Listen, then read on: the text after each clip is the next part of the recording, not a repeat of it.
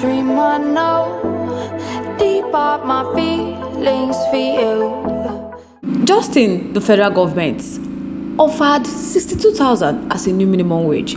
But we don't know we have. Nigeria Labour Congress condemned the statement credited to Secretary to the Government of the Federation, George Akume, that the organized labor committed a treasonable felony for shutting down the national grid during the strike. But guys, before we commence fully, welcome back to this wonderful channel as we bring you back-to-back updates and information as it hurts. If today is your first time of watching, kindly subscribe, like, comment, share, and also turn notification bell to get notified whenever we drop our video. To all amazing subscribers, thank you so much for joining us on today's news. So guys, let's proceed with the news. The federal government has increased their offer of new national minimum wage to 62,000, while organized labor has reduced their demand from 494,000 to 250,000. Already, the three-party committee on new national minimum wage adjourned the case because there was no consensus at the meeting.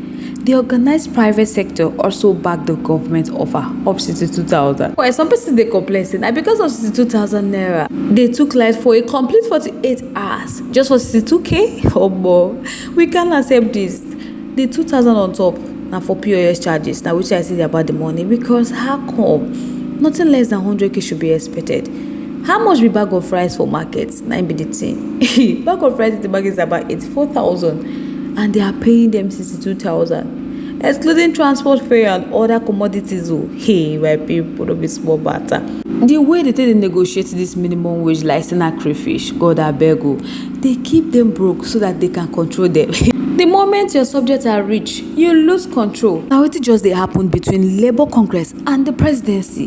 Nigeria can afford 500k minimum wage, but it be like the government is scared of overfeeding the citizens because you can only control a hungry man. A well-fed man knows his rights. Strike was suspended because of 62,000. Hey, God, I beg you. But on a second thought, let's get this thing right. The minimum wage. Where is the work? That be the question. Because many people will get laid off from work. Increase the minimum wage will result to high cost of labor, and that will simply result to low supply of labor and high demand of labor. The only solution to this is to create more employment opportunities, high competition in all major industry, else nothing will still be fine. Without more employment opportunity, things will not be fine. For example, if 6 people from each and every family earns 300k monthly, presently 3 people will be laid off from work, while the remaining 3 people will start earning around 600k. So 700k, 800k monthly, poverty is just being recycled. So the thing is, they should fix this problem from the roots. If the economy is good and the working environment is fine, 10,000 minimum wage can be considered a huge pay compared to 1 million wages in a failed economy. From 60k to 62k, and some persons are collecting million for just say I and nail. They should not increase minimum wage. Nigeria needs price regulation too. And some persons they talk say if strike no continue, say Labour Congress no get states be that. Just imagine what they happen for this country. They increased lawyers' wages by 200%. There was no negotiation. No. Now the earlier we vote for the right person, the better for us. They don't care about the masses. So it's from 100k or nothing. That is what Labour Congress are demanding for.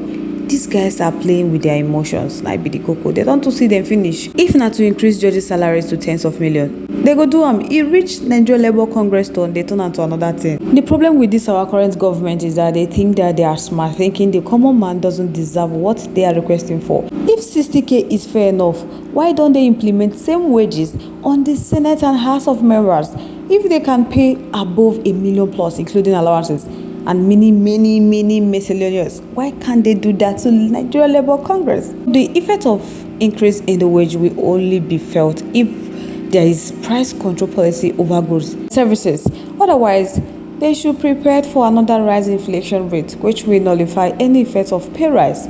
So federal government can do better. They should be able to do 100k minimum, and 250 is not realistic. A lot of folks will lose their job, and many private firms could offer to pay that amount. So guys, I would like to know your thoughts, your contributions, opinions there in the comment section. I would love to hear from you. Moving on to the next one. The Nigeria Labour Congress has condemned the statement credited to Secretary to the Government of the Federation, Senator George Akume, that the organized labor committed a treasonable felony for shutting down the national grid during the strike. Now, the Nigerian Labour Congress, in their statement signed by the head of information and public affairs of the Nigerian Labour Congress, Benson Opak, viewed the comment of the Secretary General of the Federation. They have expressed their profound disappointment and strong condemnation of the recent comments made by the Secretary of the Government of the Federation regarding the nationwide strike embarked upon the Nigerian Labour Congress and Trade Union Congress. So now Benson is saying that the demand of the Nigerian Labour Congress and Trade Union Congress are clear and just. So they seek the conclusion and signing into law of a new national minimum wage that is a cycle with the realities of the cost of living, and also a reversal of the hike in electricity tariff to 65-kilometer racks, and an end to the discriminatory classification of electricity consumers into band. They are saying that these bans are grounded in the need for economic justice and fairness for all Nigerian workers and citizens. Benson told the Secretary General of the Federation said that he is sure that they know those whose actions are treasonable and those who have sabotaged their economy, that those who loot their treasury around the country, those who divert public resources meant for hospitals and schools, those who are involved in foreign exchange, round-tripping padding of budgets and inflating contracts, including those who steal trillions of naira in the name of subsidy, are the real economic saboteurs who commit a treasonable felony. So they are not among those that committed treasonable felony. That these people are in costly agbada and they are driving in convoy all around the nation, occupying the corridors of power, and not innocent workers like them who are not slaves, but they choose to withdraw their services because of the inhuman treatments meted on them by the government. So this is particularly disheartening that the Secretary General of the Federation, a high-ranking government official, would make such a statement that trivializes the genuine grievances of Nigerian workers. Benson Opak told everyone that they should come and look at who is talking. Somebody that cannot afford to pay each of his driver. His 4 drivers, 100,000 monthly. A stark reminder of the disconnect between the government and the reality faced by ordinary citizens. He said he wants to remind them all that 50 kg bag of rice is 88,000, which leave the workers with just 12,000. That if he is to pay the patron sum, he claims that he is unable to pay. Anyway, one wonders what the Secretary General of the Federation does with 4 drivers alone. So they would also want to know what work justify the huge salaries and allowances the Secretary General of the Federation takes home all the time. He asks that, do we need to wander too far while we are here as a nation when they have individuals with this mindset occupy sensitive position in the corridors of power? That is unfortunate that the Secretary General of the Federation, who presides over the administration of the executive arms of government, which is one of the basic pillars of democracy and is supposed to be a protector and defender of democracy, its obvious institution and practices, would be seen making statements that negate this tradition and principle.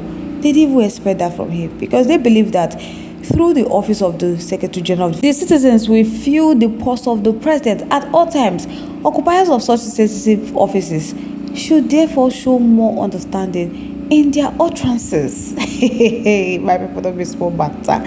So they are rejecting completely the unfortunate insinuations around the Secretary General of the Federation remark, because strikes are not only legal but also a civic duty. Let me know your thoughts, your contributions, opinions are in the comment section. We would love to hear from you. Once again, thank you so much for staying to us. On this note, we have come to the end of today's segment. Till I come your way next.